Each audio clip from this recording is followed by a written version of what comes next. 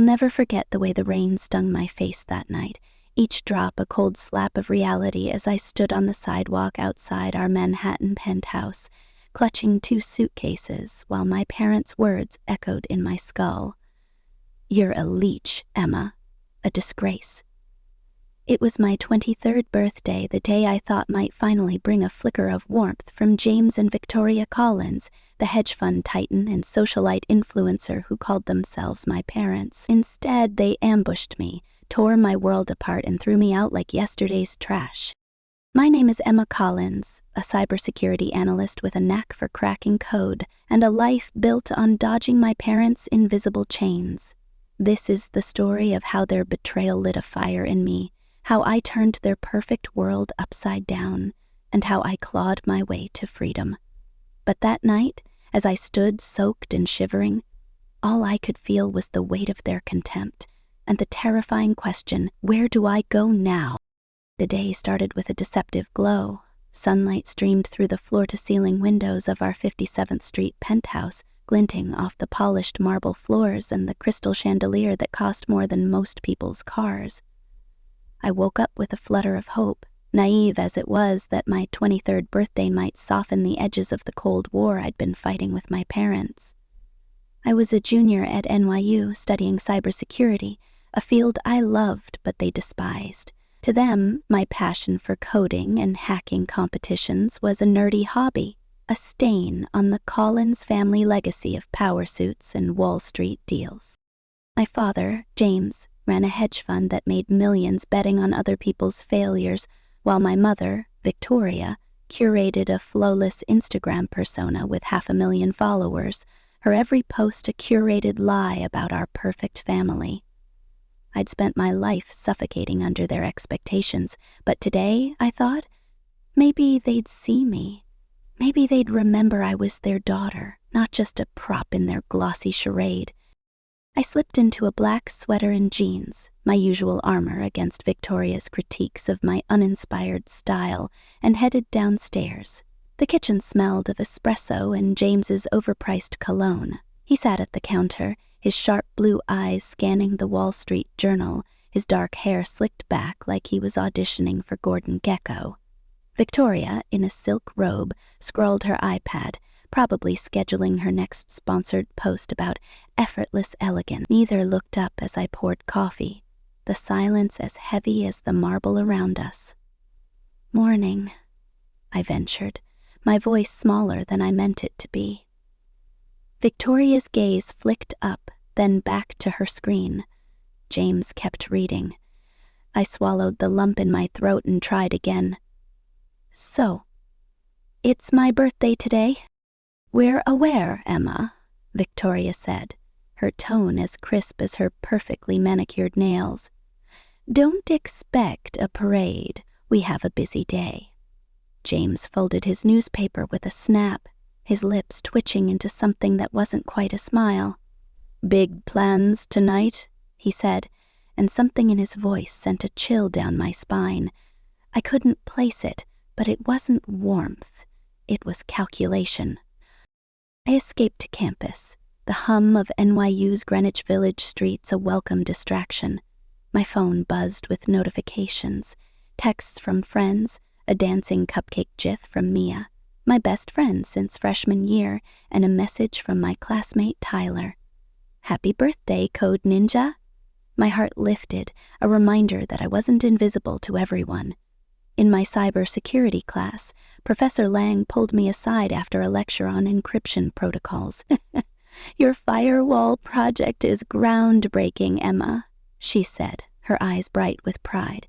"You've got a real shot at that Silicon Valley internship." I mumbled a thank you, her words a lifeline in a sea of doubt. If only my parents could see what she saw. But doubt wasn't the only thing stalking me that day. As I crossed Washington Square Park, I felt it, a prickle on the back of my neck, like someone was watching. I turned, scanning the crowd of students and tourists, but saw nothing unusual, just a guy in a black hoodie lingering near the arch, his face shadowed. I shook it off, blaming my nerves, but the unease clung to me like damp clothes. Mia noticed it when we met for lunch at a sandwich shop on Bleecker Street. She slid a handmade bracelet across the table, woven with threads in my favorite shades of blue and silver. "For my best friend," she said, tying it around my wrist. "May this year bring you freedom." Her brown eyes searched mine. "You okay, Em? You look spooked." "Just family stuff," I said, forcing a smile. I didn't tell her about the weird feeling in the park or the cryptic edge in James's voice that morning. Mia knew my parents were controlling, but I'd spared her the worst details. The way Victoria mocked my frumpy clothes, how James tracked every penny I spent through our joint accounts, or how they'd sabotaged my attempt to move into a Brooklyn loft 2 years ago by bribing the landlord. I didn't want to burden her, but the truth was I was drowning in their expectations, and my birthday felt like a ticking bomb. By late afternoon, the dread in my stomach had hardened into a knot. I drove back to the penthouse, my beat-up Honda a sore thumb next to James's leased Bentley in the garage. Both their cars were home early, unusual for a Tuesday. My heart pounded as I rode the elevator to the 32nd floor, the mirrored walls reflecting my pale face and wide eyes. Something was wrong. I could feel it in the air, thick and oppressive, like the calm before a hurricane. When I stepped into the penthouse, the silence hit me like a physical force. James and Victoria sat in the living room, perched on the white leather sofa like they were staging a corporate takeover. James's financial folder, a leather-bound monstrosity he used to track my every expense, lay open on the glass coffee table. Victoria's face was a mask of cold resolve, her lips a thin line. "Sit down, Emma," James said, gesturing to a chair across from them like I was an employee facing a performance review.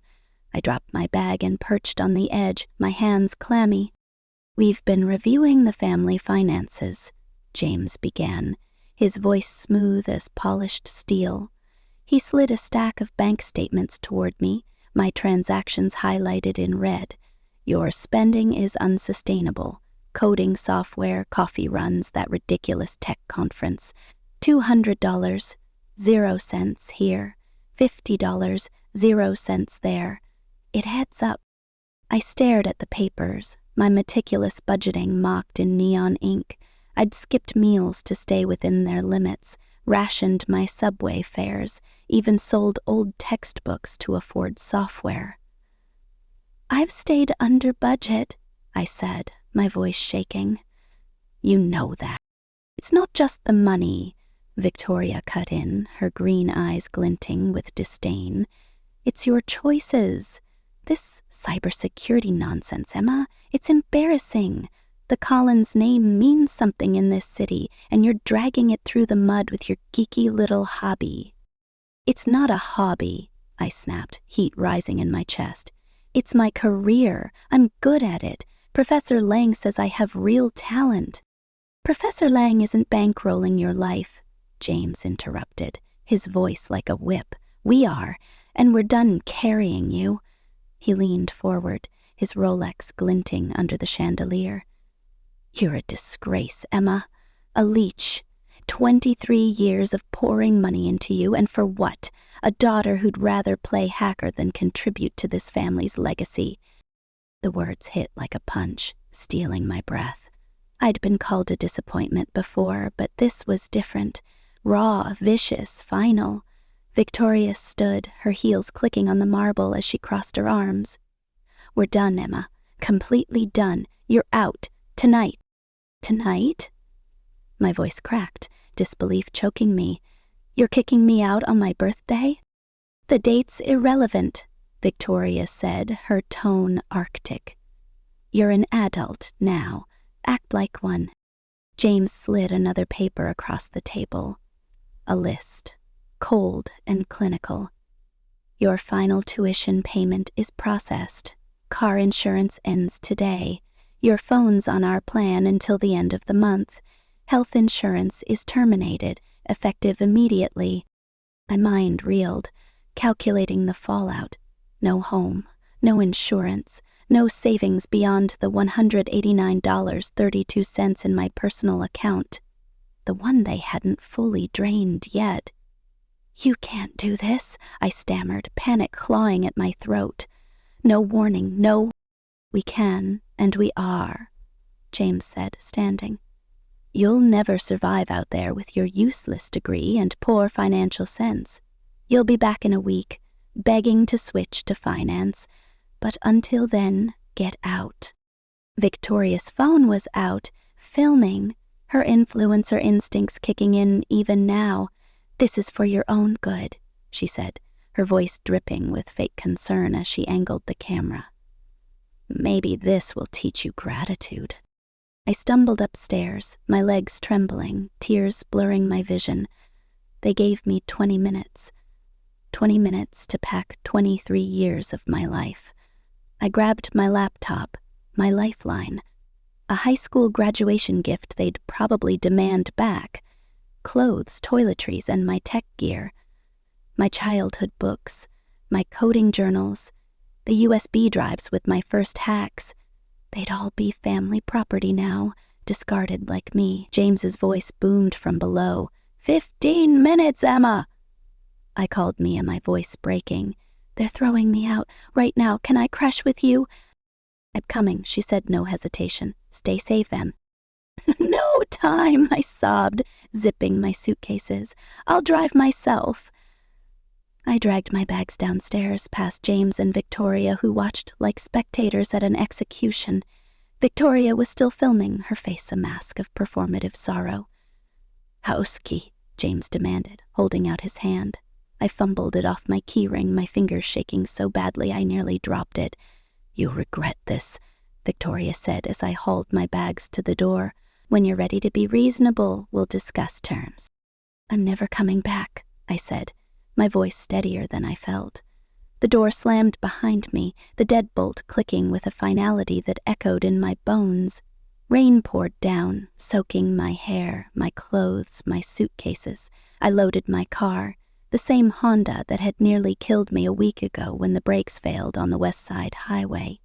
I chalked it up to bad luck, but now, standing in the downpour, I wondered if James's big plans had darker edges. I drove to Mia's tiny Queens apartment, the city lights blurring through my tears. She and her roommate, Zoe, welcomed me without question, though their one bedroom was barely big enough for two. I collapsed on their lumpy couch, my suitcases a pathetic pile beside me.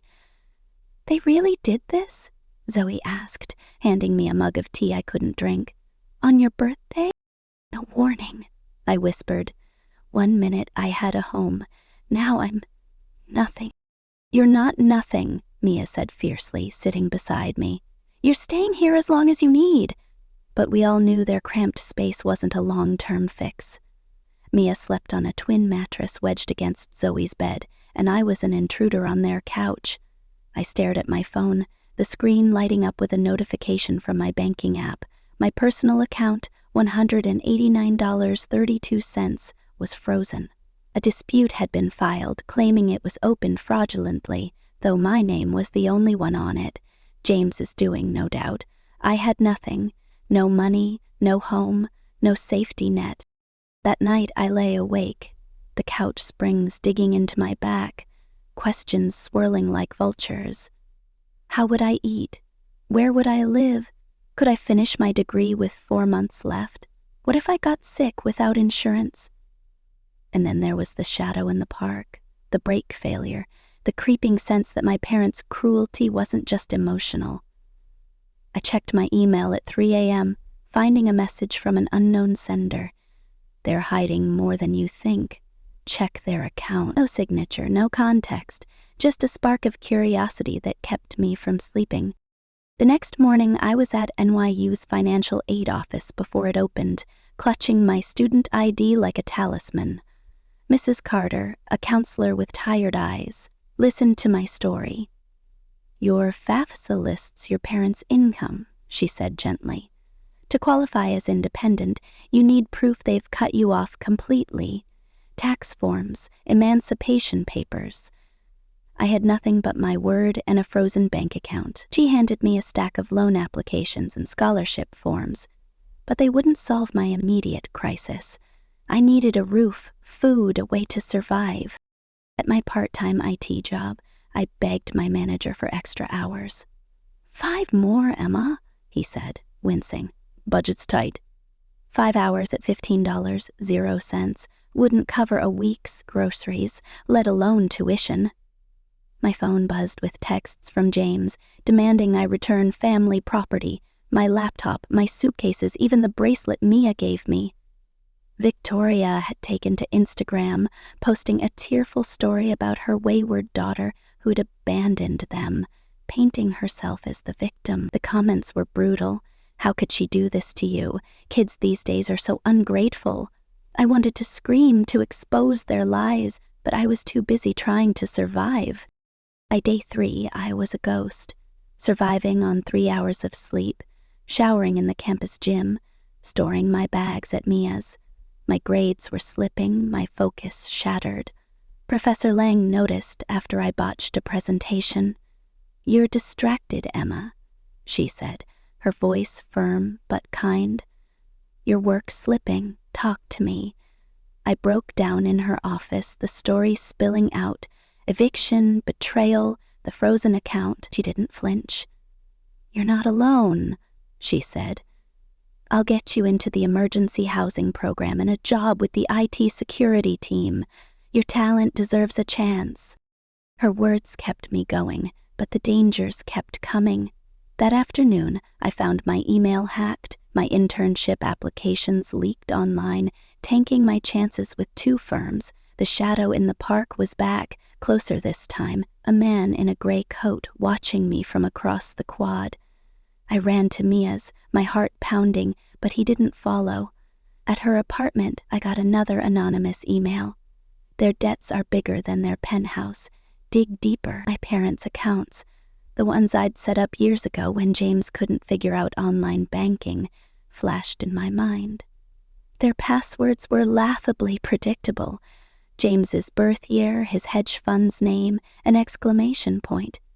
They'd never changed them. Tyler, a classmate who'd survived his own family drama, caught me staring at my frozen bank account in the computer lab. "Parents playing dirty?" he asked, sliding into the seat beside me. I nodded, spilling the basics. "Mine tried that when I came out," he said, his voice low. "Financial control is their last weapon when emotional blackmail fails. But here's the thing. Most people's accounts are wide open. Old passwords, lazy security questions. You'd be surprised what you can still access." The idea hit me like lightning. I'd helped set up their accounts. I knew their systems. I could make them feel a fraction of the chaos they'd unleashed on me. Not theft. That was a one-way ticket to jail, but disruption. Credit freezes, security protocols, enough to tangle their perfect lives in red tape. Tyler grinned, sensing my shift. "Just don't cross the line," he warned. "Use what you've got legally. Credit freezes are fair game. They're protection, not vandalism." That night, as Mia slept, I sat in her dark living room, my laptop glowing. Anger burned through me, hotter than fear. They'd called me a leech, thrown me out, humiliated me online. If they wanted to play dirty, I'd play smarter. I logged into their main credit card account, my fingers trembling as the familiar password worked. Their financial world opened before me. Cards, balances, auto payments for their Bentley, their country club, Victoria's designer sprees. They lived on credit, their wealth a house of cards. I didn't touch their money. Instead, I requested fraud alerts, changed security questions by a single letter, and froze their cards with a few clicks. Legitimate moves, maximum chaos. The next morning, my burner email lit up with alerts. Their cards were suspended, pending verification. James's car payment bounced. Victoria's influencer brunch was a disaster when her card was declined, forcing her to beg a friend to cover it. Social media buzzed with whispers of the Collinses' money troubles.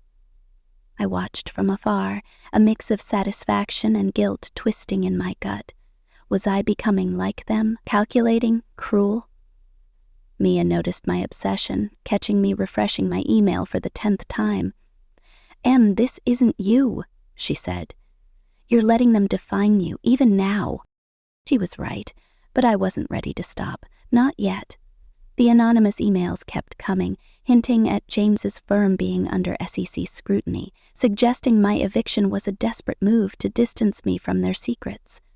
Then came the real blow. A thug cornered me outside the library, his breath hot on my face. "Fix their accounts, kid, or you'll regret it."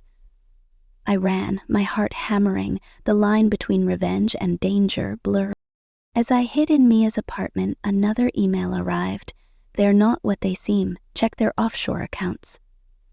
My parents' perfect facade was cracking, but so was I. Revenge felt like power, but it was also a chain, tying me to the people who'd broken me. I had 4 months to graduate, a shot at a Silicon Valley internship, and a tiny dorm room waiting if I could survive the wait list. But with stalkers, hacked emails, and my parents' lies spreading, I was running out of time. Could I outsmart them without losing myself, or would their darkness pull me under before I could break free? The rain hadn't stopped by the time I reached Mia's apartment in Queens, a 4th-floor walk-up with peeling paint and a flickering hallway light that buzzed like a dying insect. My suitcases thudded against the narrow stairs, each step a reminder of the life I'd just lost. Mia flung open the door before I could knock, her brown eyes wide with worry as she pulled me into a hug. "You're soaked," she said, her voice muffled against my drenched sweater. "Come on, let's get you dry." Inside, the apartment smelled of instant coffee and Zoe's lavender candle, a faint attempt at coziness in a space so cramped it felt like the walls were closing in. Zoe, in pajamas with cartoon cats, handed me a towel and a mug of tea, her expression a mix of pity and outrage. "Your parents are monsters," she said, shaking her head. "Who does that on their kid's birthday?" I collapsed onto their lumpy couch, my suitcases shoved against the wall, and the weight of the night crashed over me like a tidal wave. Sobs tore through me, raw and uncontrollable, as I clutched the mug, the tea growing cold in my hands. "They called me a leech," I choked out. "A disgrace. They filmed it, Mia. Victoria's probably posting it right now, telling the world I'm the problem." Mia sat beside me, her arm around my shoulders, her warmth the only thing keeping me from shattering. "You're not a disgrace," she said fiercely. "You're Emma Collins, the girl who hacked the NYU server just to prove she could. They don't get to define you." But they had. For 23 years, James and Victoria Collins had shaped every corner of my life, their wealth a gilded cage I'd never fully escaped. Now, with $189.32 to my name and a frozen bank account, I was homeless, cut off and alone, except for Mia and Zoe, who were already stretching their tiny apartment to fit me. I stared at my phone, the screen lighting up with a notification from my banking app. Accounts suspended, dispute filed. James's handiwork, no doubt. A final twist of the knife to ensure I had nothing. I opened my email, hoping for a distraction, and found another cryptic message from the anonymous sender. "Their debts are a house of cards. Check their primary account. You still have the keys." My pulse quickened. The keys. The passwords I'd set up for their online banking years ago, when James couldn't be bothered to learn 2-factor authentication and Victoria thought password 123 was secure. They'd never changed them. I could still get in. Sleep didn't come that night. The couch springs dug into my back and my mind raced with questions. How would I pay for food? Where would I live after Mia's couch? Could I finish my degree with no money and no safety net? And who was this anonymous sender, dropping hints like breadcrumbs leading me into the dark? The brake failure last week, the shadow in the park, the hacked email that leaked my internship applications, each felt like a piece of a puzzle I couldn't yet see. Were my parents desperate enough to hire someone to scare me? Or was something bigger at play? something tied to the whispers about James's hedge fund being under SEC scrutiny. By morning, I was a wreck, my eyes burning from exhaustion, my throat raw from crying. Mia found me staring at my laptop, the anonymous email open. "Did you sleep at all?" she asked, her voice soft but laced with concern. I shook my head. "I need to check something," I said, my fingers hovering over the keyboard. I didn't tell her I was about to log into my parents' accounts, that I was teetering on the edge of something dangerous. She squeezed my hand. "Start with the financial aid office. They've got to have something for emergencies like this." The NYU financial aid office was a sterile maze of cubicles, the air thick with the scent of printer ink and desperation. I waited outside at 8:30, clutching my student ID, my damp clothes a stark contrast to the polished students around me. Mrs. Carter, a counselor with graying hair and a practiced smile, listened as I stammered through my story. "Eviction, frozen accounts, no warning. To qualify as an independent student, you need documentation, tax forms proving you support yourself, or legal emancipation papers. I had neither, just a frozen account and a suitcase full of clothes."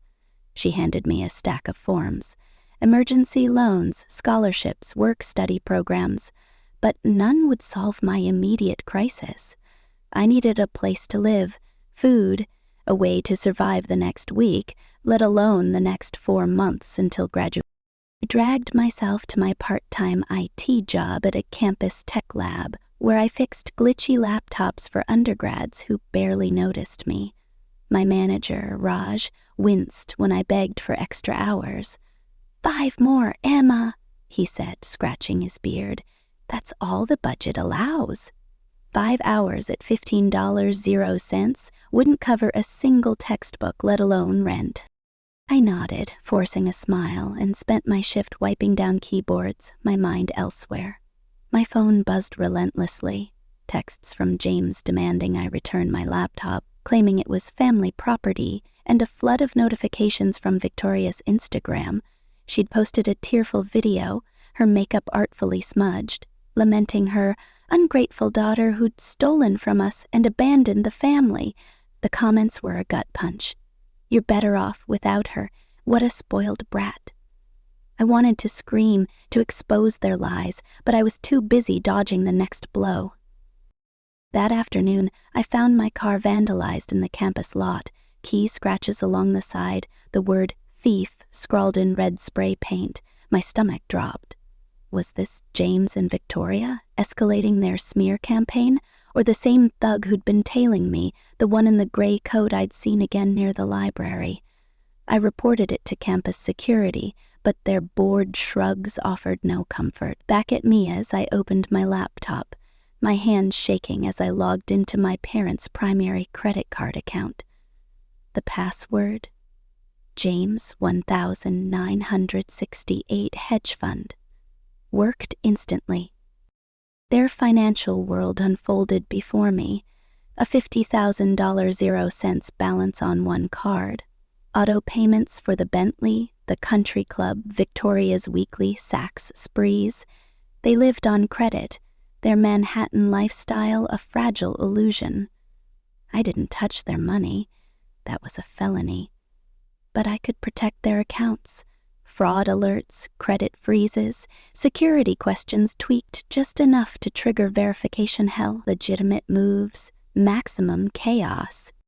I met Tyler at an off-campus coffee shop, a grungy spot in the East Village, far from NYU's network. He slid into the booth, his hoodie pulled low, his eyes scanning the room like he expected trouble. "You're playing with fire," he said when I told him my plan. "But it's smart.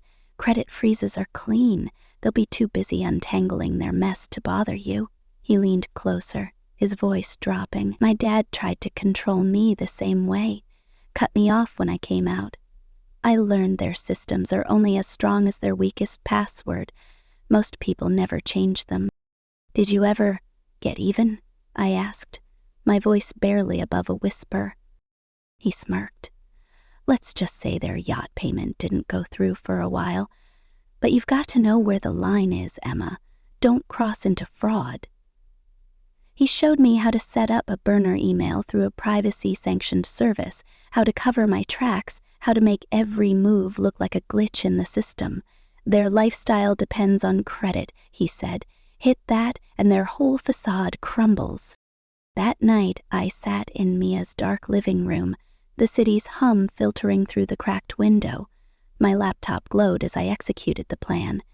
I reported their cards as potentially compromised, requested fraud alerts with the credit bureaus, and changed their security questions by a single character, enough to lock them out without looking malicious. I set up alerts to my burner email, then closed my laptop, my heart pounding. Satisfaction surged through me, but it was laced with something darker. Guilt. Was I becoming like them, calculating and cruel? I pushed the thought aside, remembering Victoria's smug face as she filmed my eviction, James's voice calling me a leech. The fallout came faster than I expected. By morning, my burner email was flooded with notifications. James's Bentley payment bounced, triggering a $500 0-cent late fee. Victoria's card was declined at a charity gala, forcing her to beg a socialite friend to cover the bill. A humiliation that spread like wildfire on Manhattan's gossip circuit. Her Instagram comments turned vicious. Trouble in paradise, Vicky. Guess the influencer life isn't so perfect. James's hedge fund took a hit when his corporate card failed during a client lunch, leaving a junior associate to foot the bill. Their perfect world was unraveling, and I watched from the shadows, a mix of triumph and unease twisting in my chest. But the victory was short-lived. At NYU, I was falling apart. My cybersecurity project, once my pride, was a mess. Code littered with errors, my focus shattered by exhaustion and revenge. Professor Lang pulled me aside after class, her brow furrowed. "Your work's slipping, Emma," she said. "This isn't you. What's going on?" I couldn't tell her I was spending my nights monitoring my parents' chaos, that I was jumping at shadows, convinced someone was following me. Instead, I mumbled, "Just personal stuff," and fled before she could press. The dangers were closing in. On my way to the library, a man in a gray coat grabbed my arm, his grip bruising. "Fix their accounts," he growled, his breath sour, "or you'll regret it." I yanked free, my heart hammering, and ran into the crowd, his footsteps fading behind me. Back at Mia's, I found my old apartment had been ransacked, my childhood coding journals shredded, my first Raspberry Pi smashed. The landlord said it was a random break-in. But I knew better. My parents were escalating, or someone connected to James's shady deals was. Another anonymous email arrived. "Their offshore accounts are the key. Bahamas, look closer." My hands shook as I read it. Offshore accounts? Was James hiding more than debt? Was my eviction a cover-up for something bigger? Mia caught me staring at my laptop, my burner email open. "Emma, you're obsessed," she said, her voice sharp with worry. "You're not eating, not sleeping. This revenge is eating you alive." She was right. I'd lost weight, my reflection a ghost with dark circles under her eyes. My grades were tanking, risking my shot at graduation. A tabloid had somehow caught wind of the credit freezes, publishing a story hinting at a disgruntled family member behind the Collinses' financial woes. Anonymous threats flooded my burner email. "Back off or else. You're not as clever as you think." My internship interview with a Silicon Valley cybersecurity firm was in a week, but I could barely focus on my portfolio, let alone prepare. Then came the lifeline. Professor Lang called me to her office, her expression a mix of concern and determination. "I pulled some strings," she said. "You're in the emergency housing program. A dorm room opens next week, and I got you a part-time gig with the IT security team. It's not much, but it'll cover basics and give you portfolio projects." Tears stung my eyes, gratitude overwhelming me. "Thank you," I managed, my voice breaking. She nodded. You're too talented to let this derail you, Emma. Focus on your future, not whatever's pulling you back. The dorm room was a lifeline, but the dangers kept mounting. Walking home from the tech lab, I noticed a black SUV trailing me, its tinted windows hiding the driver. I ducked into a bodega, my pulse racing, and it sped off. My phone buzzed with a text from an unknown number. You can't hide forever. I forwarded it to Tyler, who replied, Get a VPN and a new SIM card now. At the library, my laptop crashed mid-code, a virus wiping half my project files. I spent hours recovering them, my nerves frayed, convinced it was no accident. The anonymous emails grew more urgent. James's firm is cooking the books. You're in danger if you keep digging. I wanted to stop, to let go, but the fire in me burned hotter. They'd taken everything. My home, my savings, my safety. I wasn't done yet. Therapy was my next lifeline. Dr. Hayes, a counselor at NYU's Wellness Center, listened as I poured out the betrayal, the revenge, the fear. Your anger is valid, she said, her voice calm but piercing. But revenge is a tether. It keeps them in control, just in a different way. Her words hit hard, echoing Mia's warning. I was fighting to break free, but my obsession with their downfall was chaining me to them. What do? I asked, tears streaming down my face. Focus on what you can build, she said. A life they can't touch. I tried. The IT security job was a godsend, letting me design intrusion detection systems for NYU's network, each project a step toward my Silicon Valley dream. The dorm room, a cramped single with a view of a brick wall, felt like a palace after Mia's couch. I unpacked my suitcases, hanging Mia's bracelet on the wall like a talisman. But the threats didn't stop. A package arrived at the dorm, no return address, containing a USB drive with a single file. A grainy photo of me leaving the library, time-stamped yesterday. My blood ran cold. Someone was watching, closer than ever. I showed it to Tyler, who ran a scan and found tracking code embedded in the file. This is pro level, he said, his face pale. Your parents aren't messing around. Or it's someone tied to James. The next blow came at the worst time. My cybersecurity professor flagged my midterm project, a network penetration test for inconsistencies. I'd been so distracted by the revenge and the threats that I'd missed critical vulnerabilities in my code. You're risking a fail, she warned. Fix this or you're out of the program. My heart sank. 4 months from graduation and I was teetering on the edge of losing everything I'd fought for. The tabloid story escalated, naming me as a person of interest in the Collinses' financial chaos.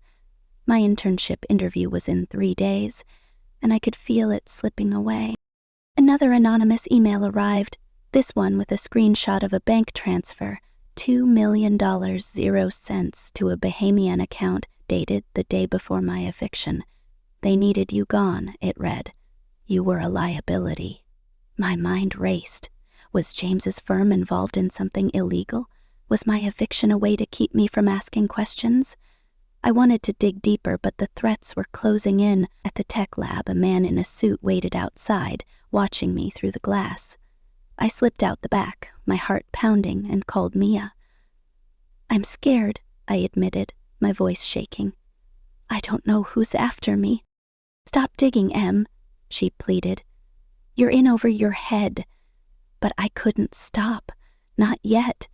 I needed one more move, one final strike to make them feel the chaos they'd unleashed. Using my burner email, I tightened the screws. More fraud alerts, stricter security protocols, a request for an IRS audit on their accounts. The fallout was immediate.